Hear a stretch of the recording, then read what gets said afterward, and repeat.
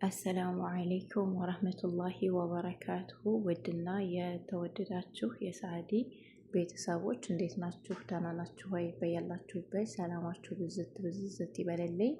ዛሬ እስኪ ስለ ወርቅ አንዳንድ ነገር የምናወራ ይሆናል ማለት ነው። በነገራችን ላይ ወርቅ ማለት ብር ማለት ነው። በጎን እናጌጥበታለን፣ በጎን ደግሞ ብራችንን ይዞ ይቀመጣል ማለት ነው።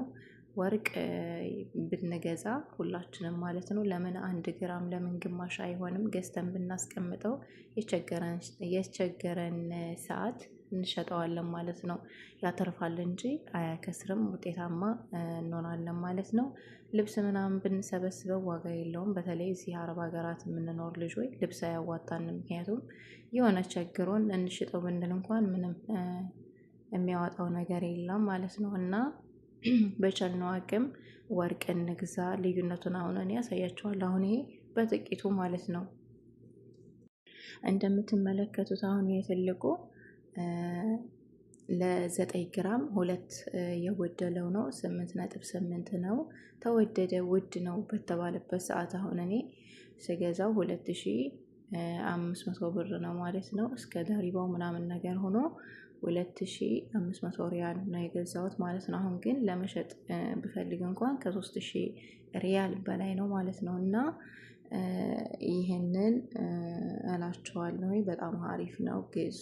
ግማሽም ግራም ትሁን 1 ግራም 2ም ትሁን እንደ ብራችሁ እንዳገኛችሁ መግዛቱ የተሻለ ነው። ብር ይዞ ይቀመጣል ማለት ነው። ብር እንደሆነ ደግሞ እጃችን ላይ ከተቀመጠ መውጫውን አናውቀውም፣ ቶሎ እንጨርሰዋለን ማለት ነው። እና ይሄ ጠቃሚ ነገር ነው። መካከለኛዋ ደግሞ ያች አሁን የገዛዋት 800 ሪያል ነው እንደምትመለከቱት። አሁን ደግሞ ከ1000 ምናምን ሪያል በላይ ነው ማለት ነው። ለመሸጥ ራሱ ተጠቅሜበት እና ይሄን ይመስላል። የጆሮዋ ደግሞ 700 ሪያል ነው የተገዛችው። አሁን ላይ ደግሞ 700 ሪያል አይገኝም በጭራሽ ማለት ነው። እና ልዩነት በጣም አለው ወርቅ ላይ። ያኔ ትኩረት ሰጥተን መግዛት አለብን እላችኋለሁኝ። እና ይሄንን ይመስላል እላችኋለሁኝ። እስኪ 800 ምናምን ብር የተገዛ ይሆን ደግሞ አሳያችኋለሁ ማለት ነው። ይህች የምትመለከቷት ደግሞ 830 ሪያል የጆሮዋ ብቻ ናት የተገዛችው። ግራሟ ደግሞ 1.6 ነው ማለት ነው። እና በጣም ልዩነት አለው ማለት ነው። ተቅሪበን ይሄው ከ2 ግራም በላይ ሊሆን ይችላል።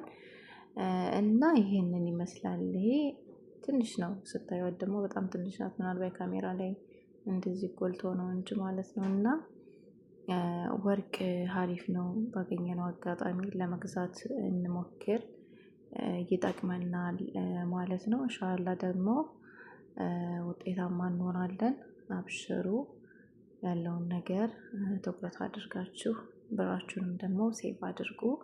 ምክንያቱም ኢትዮጵያ ከሄድን ማንም ሰው ዞሮ ለኛ የሚጨነቅልንም ሆነ የሚያስብልን የለም ማለት ነው።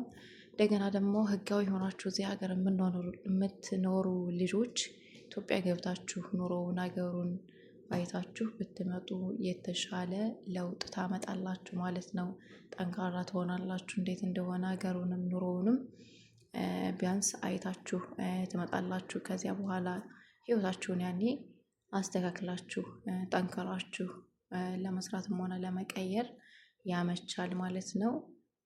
የምንናገረውና የምናየው በጣም ልዩነት አለው ማለት ነው። እና ሀገር ገብታችሁ ምናምን ያለውን ሁኔታ አይታችሁ ብትመጡ ከዚያ በኋላ ስራችሁን እየሰራችሁ ውጤታማና ጎበዞች ትሆናላችሁ ማለት ነው። እኔ ካለ ተሞክሮ ነው። ከአንድ አይል 2 ጊዜ ኢትዮጵያ